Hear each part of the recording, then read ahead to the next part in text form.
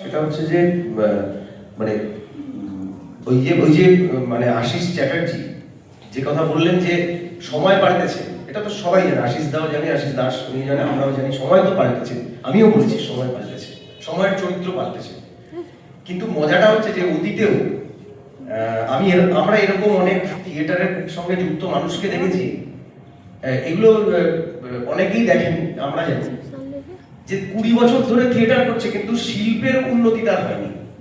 সংগঠনে আছে, আমি আসছি মানে এই জায়গাটা আসা দরকার যে তাহলে তার তার সে কি করতে এসেছিল, সে কি সংগঠন করতে এসেছিল? তাহলে তো ক্লাব সংগঠন করা যায়, রাজনৈতিক সংগঠন করা যায়, ওই যে সমাজ সেবামূলক সংগঠন করা যায়। সে তো থিয়েটারের দলে যুক্ত হয়েছিল সংগঠন করতে, কিন্তু তার 20 বছর কেটে গেল কিন্তু শিল্প চর্চার মান উন্নত হলো না। তাহলে সেক্ষেত্রে সেটা ওই এনাদের আমলেই হোক, এনাদের পরের জেনারেশন আমরা, বা তারপরে একটা জেনারেশন, তারপরে এখনকার জেনারেশন, 4টে জেনারেশন প্রায় চলে গেলে ধরা যায় তোমাদের এখানে। আজও একই রকম ভাবে থিয়েটার দলে, আমি এটা একটুখানি অন্য দিক থেকে মানে খুব গুরুত্বপূর্ণ জায়গা থেকে বলছি, সংগঠন এবং অভিনয় মানে শিল্প কিন্তু শিল্পই, যত যাই কথা বলি শিল্পের একটা নিজস্ব পথ আছে, একটা দৃষ্টিভঙ্গি আছে, ওটাকে অস্বীকার করলে হবে না, তাহলে অন্য কিছু চর্চা করা যেতে পারে। যাই হোক, যে সংগঠনে যারা আসছে বা থাকতে চাইছে তাদেরও ইচ্ছা শক্তি, উইল পাওয়ার, তার জানার অদম্য ইচ্ছা, তার দেখার গভীরতা, তার ইচ্ছাটা এমন জায়গায় যায় যে আমরা বলি যে বিরক্ত করে মারো নির্দেশকের পেছন ঘোরো, সংগঠন কি শেখো শেখার জন্য, শিল্প কি শেখার জন্য। তিনি বিরক্ত হয়ে তো দাঁড়িয়ে দেবেন, আবার আসবেন। আমি বলছি এবারে হচ্ছে উল্টো দিক থেকে, সংগঠকদের দিক থেকে বলছি না, যারা আসছেন তাদের দিক থেকে বলছি। তারা যদি লেগে থাকে, তারা কিন্তু মানে সবাই তো হয় না, ওই সংগঠনের মধ্য থেকেই উঠে আসে। এটা একটা। তিনটে আর একটা পয়েন্ট হচ্ছে, আশিস চ্যাটার্জিটাকে আমি আজ থেকে 10 বছর হয়ে গেছে, না 8 বছর আগে একটা সংখ্যার জন্য একটা ইন্টারভিউ করেছিলাম। সেখানে প্রশ্ন করেছিলাম, একটা নাটক তৈরি হচ্ছে আশিস চ্যাটার্জি সেই ম্যানের, যে যদি এই চরিত্রটার জন্য দেবশঙ্কর হালদার, তোমার মনে আছে কিনা জানি না, আমার লেখায় আছে দেবশঙ্কর হালদার ফিট করছেন, কারণ এই চরিত্রটার জন্য যদি মনে হয় যে এটা উনি পারফেক্টলি করবেন, তাহলে কি তুমি নেবে? আশিস চ্যাটার্জি সরাসরি বলেছিল যে না, এই মুহূর্তে ভাবার কোনো প্রশ্নই নেই, যদি ফিটও করে তবুও আমি এই মুহূর্তে ভাববো না, কারণ আমার জার্নি, থিয়েটার প্র্যাকটিসের জার্নিটা সেটা নয়। হ্যাঁ, না মানে সেটাই বলছি, এটা একটা। আর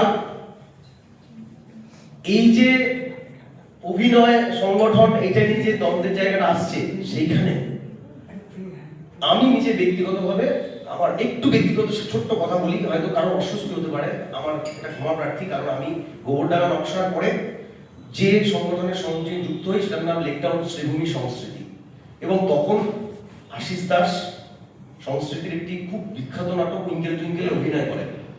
তারপরে আমি সেখানে জয়েন করি এবং সেখানে আমি যুক্ত হই, এবং আমি প্রায় 11 বছর সংস্কৃতির সঙ্গে কাটাই। তার যে ডিরেক্টর, তার নাম দেবেশ চট্টোপাধ্যায়, তিনি আমার দু রকমের সম্পর্কে আসেন। একটা হচ্ছে ডিরেক্টর হিসেবে, কিন্তু তার আগে তিনি গোবরডাঙ্গার মানুষ, শিল্পায়নের থেকে তার যাত্রা শুরু। আর স্বামী সেবা সংঘ স্কুলের তিনি একটা সময় অল্প সময়ের শিক্ষক ছিলেন, তার ছাত্র ছিলাম আমি কেমিস্ট্রি। তো ওই দলটাতে, এটা কেন বলছি, এই যে সংগঠন আর এই অভিনয় নিয়ে ওখানে একটা কনফিউশন তৈরি হয়, যে একটা বড় বাজেটের ওই যে তথাকথিত স্টারেদের একটা নাটক ছিল টুইঙ্কেল টুইঙ্কেল, যারা অভিনয় করছেন সব স্টলওয়ার্ডরা, সিনিয়র এবং স্টলওয়ার্ড, যারা জানে যে সেই 2002 সালের জুলাই মাসের সেই প্রথম শোয়ের লিস্ট দেখলে পরেই বুঝতে পারবেন কারা কারা অভিনয় করছে। আর তার সঙ্গে সংগঠনের যারা সদস্যরা, তারাও সবার সাথে অভিনয় করছে।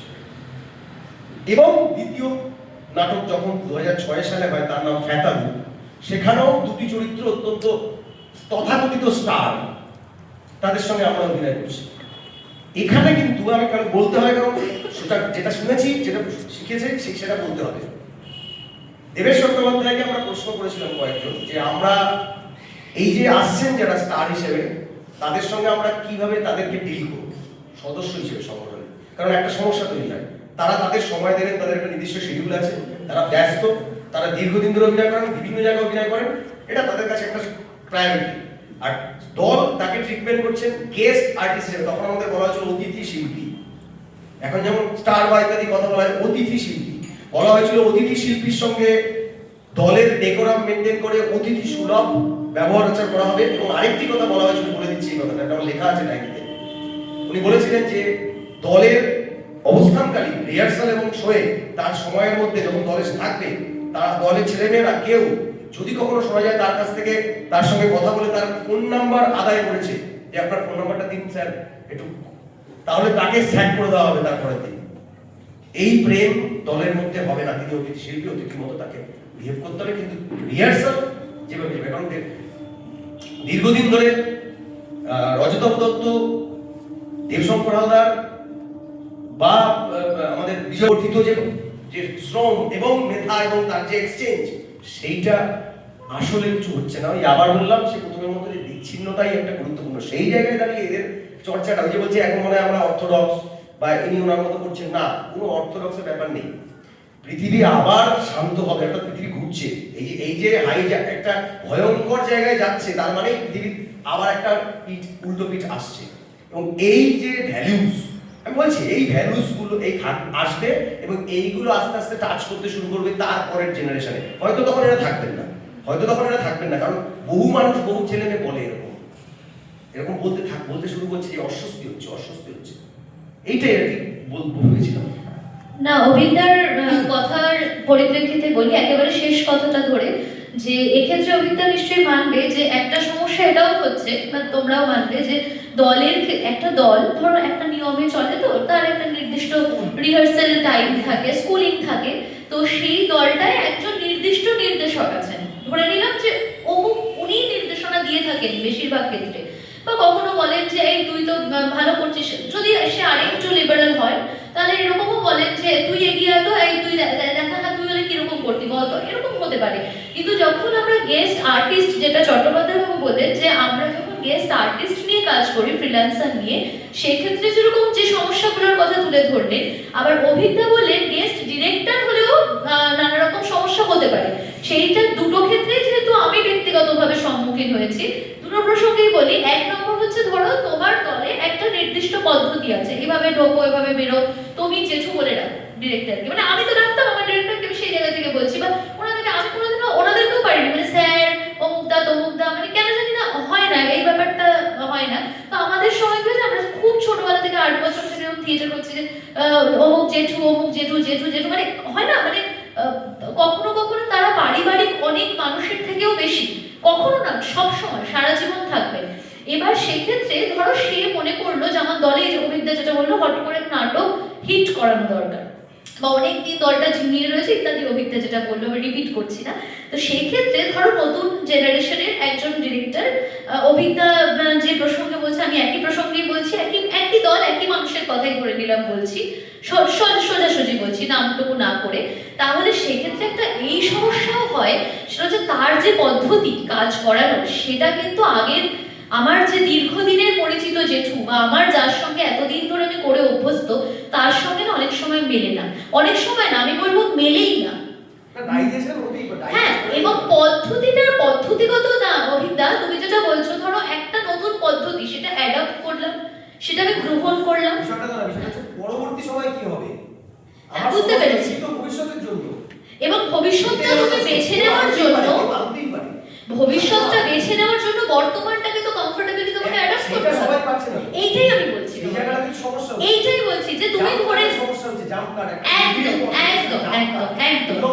একদম সমস্যা, যে একটা নাটক তৈরি, আমার ক্ষেত্রেও হয়েছে যে দীর্ঘদিন ধরে আমরা যারা সংগঠন করেছি মানে একটা দলের সংগঠন তো বুঝতাম, একটা দলে নাটক করেছি, খুব ছোটবেলা থেকে একটা দলে যাচ্ছি, নাটক করছি, এবং তাছাড়া দুনিয়ায় যে আর কিছু আছে, সন্ধেবেলা যে আরো কিছু করে মানুষ, সেটাই জানি না।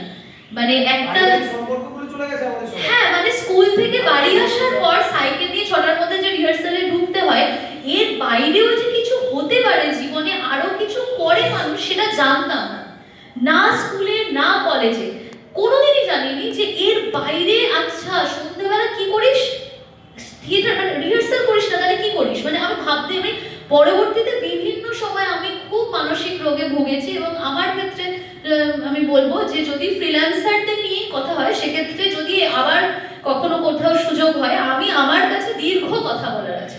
কারণ আমার মনে হয় একজন ফ্রিল্যান্সারের জন্ম হওয়ার পেছনেও কিন্তু নানা রকমের সাংগঠনিক বার্তা বলো, ত্রুটি বলো, কখনো ফোর্স বলো, কখনো কি বলবো, বিভিন্ন রকম জিনিসপত্র কিন্তু কাজ করে। একটা মানুষ, সে ধরে নিলাম সে চাইছে যে আমি নাটক করবো, আমি অভিনয় করবো, সেটা ভেবে সে সংগঠনে যুক্ত হলো, এবার কোনোভাবে সে সংগঠনের থেকে বিচ্ছিন্ন হয়ে গেল, সে কিন্তু একা হয়ে গেল। তুমি হয়তো মনে করছো যে 4 জন বেরিয়েছে, কিন্তু 4 জন মিলে তো আর একটা সংগঠন নাও করতে পারে। তারা বিভিন্ন কি করছে, আচ্ছা অমুক হ্যাঁ তোমার দলে ছিল, হ্যাঁ ও তো বিয়ে হয়ে গেছে, ও কিছু করছে না, ও অমুক ও তো এখন একটা অমুক জায়গায় চাকরি করছে, কিন্তু সেই ব্যক্তি বিশেষটির কি হলো, তার মনে সেই বিচ্ছিন্ন হয়ে যাওয়ার যন্ত্রণাটা কিভাবে ইম্প্যাক্ট ফেললো, সেটা কিন্তু আমরা সবসময় খেয়াল রাখা সম্ভব হয়ে ওঠে না। আর আমি এটা বলি যে এই তুমি যেটা বললে না, এইটা ঠিক ওই ফ্রিল্যান্সারের কথা বলা হচ্ছে না, এটা তো একেবারেই ব্যক্তিগত সমস্যা, এটা আছে, থাকবে। ধরো একজন মানুষ একটা দলে শেষ পর্যন্ত সে দলের কারণেই এক্সিস্ট করতে পারছে না, হতেই পারে সে একটা আশা নিয়ে গেছিল, আবার সে একটা দলে গেল, আবার সে এরকম, এই সমস্যাগুলো তো সার্বিক ওই সমস্যাটা নয়, এটা একটা তৈরি করা হয়ে গেছে যে আমরা এই কজন মিলে ঘুরে ঘুরে কাজ করবো এবং প্রফেশন এটা। আমি তার সাথে তোমার এই ব্যাপারটা মিলিও না, আমি ওইখানে কোনো কথা বলছি না, এইটা একটা। আর 2 নম্বর যেটা অভিক বললো, ওইটা ইম্পর্টেন্ট কথা। এখন সমস্যাটা কি হচ্ছে যে তোমরাও বলছো যে সবার আগে বুঝতে হবে যে এই যে দুজন এসছে খুব আশা নিয়ে, এবার ধরো সে খুব ভালো একজন গ্রুপ পেয়েছে, সেও তার পিছনে খুব খাটলো, কিন্তু গ্রে ম্যাটার বলে একটা জিনিস আছে, সেটা না সবার থাকতে হবে, এত সোজা নয় তো বিষয়টা। আজকে পাড়ায় পাড়ায় ডিরেক্টর পাওয়া যায়, প্রতিটা পাড়ায় দেখো তুমি, এবং এই ডিভাইসটা আছে বলে ভালো লাগে বিজ্ঞাপনগুলো দেখতে। আমরা তো চিনি ছোট জায়গা থিয়েটার, যার ভীষণ ট্রেনিং দরকার সে ট্রেনার হয়ে গেছে, সে ওর সময় ট্রেনিং দেয়, তার কোনো ট্রেনিং নেই, সে দেয়, কিন্তু কিছু বলার নেই এখন। আর সোশ্যাল মিডিয়ার একটা ভয়ের ব্যাপার আছে, এখানে কোনো কনস্ট্রাকটিভ সমালোচনা চলে না, করলেই তোমায় অ্যাটাক করবে। অ্যাটাকটা প্রথমে ভদ্রভাবে যাবে, তাহলে কিস্তি কেউ না না না, এবং সেই জায়গা থেকে কি হয়, যারা সেন্সিটিভ তারা এড়িয়ে চলে, দরকার নেই বাবা, আমার ঘরে আমার থাক, তুই ভাই যা পারিস কর, ওই সেই পুরনো কথা। কিন্তু একটা কথা মাথায় রাখতে হবে, যেটা অভিজ্ঞ বলেছে, যে ওই যে দিনের শেষে থিয়েটার একটা আর্ট ফর্ম, আমি যাই করি না কেন আমার আর্ট কথাটা যদি